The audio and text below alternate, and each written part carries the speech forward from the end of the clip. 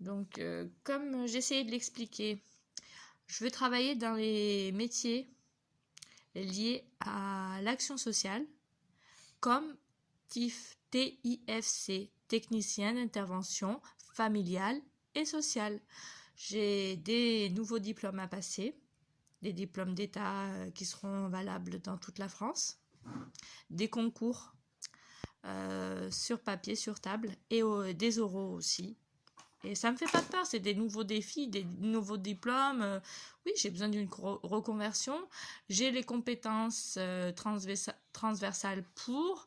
Actuellement, avec nos collègues, on est en train de monter une journée associative pour présenter une journée pour présenter des associations. On prépare un café et autres pour présenter des associations à des gens qui ne connaissent pas certaines associations de la ville de Romans, afin qu'ils la découvrent et on va les promouvoir. Donc voilà, être dans le bénévolat, l'associatif.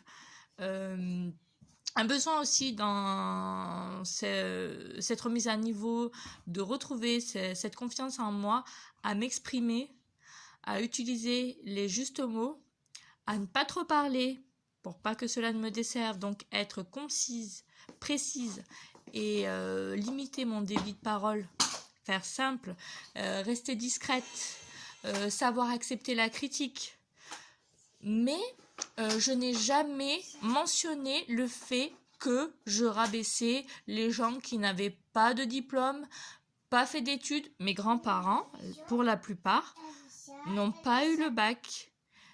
Pour la plupart, à l'époque de mes grands-mères, les filles n'allaient pas à l'école et elles étaient peinées de ne pas avoir fait d'études, car à l'époque où elles sont venues au monde, pour eux, pour leur papa, leurs parents, c'était pas utile qu'une fille aille à l'école. Et ça les a rongés, ça leur a fait du mal de pas être au même niveau que leurs frères, que les hommes, voilà. De rester illettrés, de ne pas pouvoir lire un courrier, un simple mot. J'ai une grand-mère qui écrit en phonétique. Et jamais je me serais permis de dire à quelqu'un, alors que j'ai un excellent niveau de français, bon, j'ai quelques soucis de syntaxe. Oui, il y a certains mots dont je ne connais pas la définition, mais je me sers de mes études en langue morte comme le grec ancien. J'ai fait un tout petit peu de latin aussi, donc niveau étymologie du mot, j'arrive à m'en sortir pour retrouver des définitions. Il m'arrive, oui, d'ouvrir encore un dico pour voir la définition d'un mot que je ne connais pas. J'ai la curiosité d'aller quand même chercher un mot dont je n'ai pas la définition en tête. Je ne sais pas tout, je n'ai pas la science infuse. Mais de dire à quelqu'un, je vais te payer un dico, non. Même quand on corrige un exercice de grammaire, un texte ou autre, il y a une façon de faire. On ne dit pas à la personne, tiens, je ne suis pas un professeur, je reste avec l'esprit pédagogue quand même. Je ne suis pas là pour te corriger. Je suis là pour t'apprendre, pour te transmettre un savoir. Voilà comment on devrait aussi parler certains professeurs à l'école, mais comme ils sont petits, les enfants, ils vont leur dire, voilà, je te corrige. Non, je te transmets un savoir, je rectifie quelque chose qui t'échappe et je te transmets un savoir, celui de la façon dont on conjugue tel mot, dont on écrit tel mot. Et voilà, j'aide des personnes en situation d'illettrisme depuis toujours à remplir des courriers, à traduire certains mots en français. Je jongle d'une langue à l'autre. Et aider aussi des gens qui ont été dans les foyers, ça m'est souvent arrivé, d'accorder du temps à des personnes qui sont dans la rue, de leur donner à manger, mais surtout, je prends toujours le temps de converser, parce que la plupart de ces personnes ont besoin qu'il y ait un échange.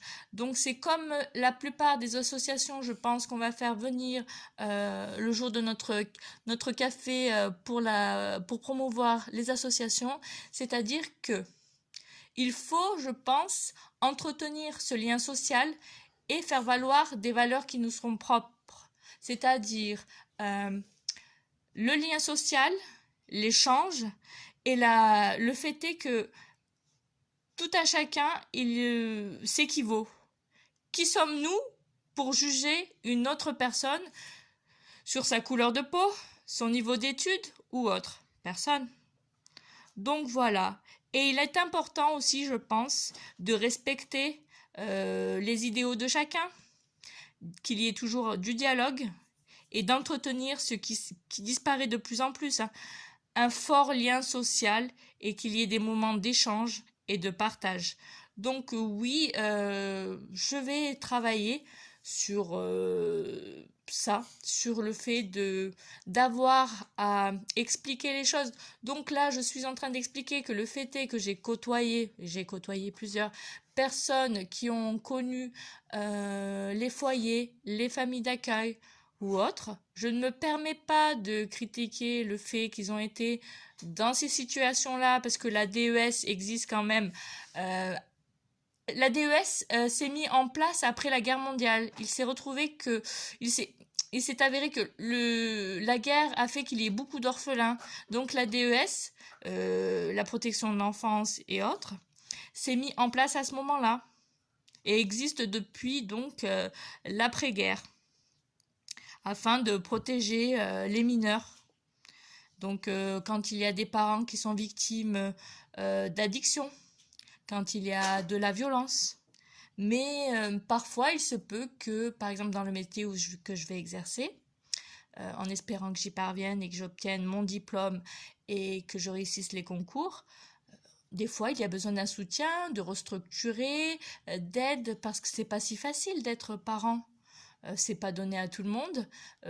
Famille nombreuse, c'est pas quelque chose de simple à vivre tous les jours. Donc, quand il y a un nouveau-né, quand il y a des naissances multiples dans des grandes familles, oui, il faut faire appel à ce genre d'aide. Il y a le TIFC Confort, prestation de la CAF, pour aider donc les parents en s'occupant de leurs enfants sans leur demander sans cesse d'accomplir, de faire des tâches ménagères car c'est pas leur but. Et pas mal de choses qui se regroupent à ça, c'est super bien.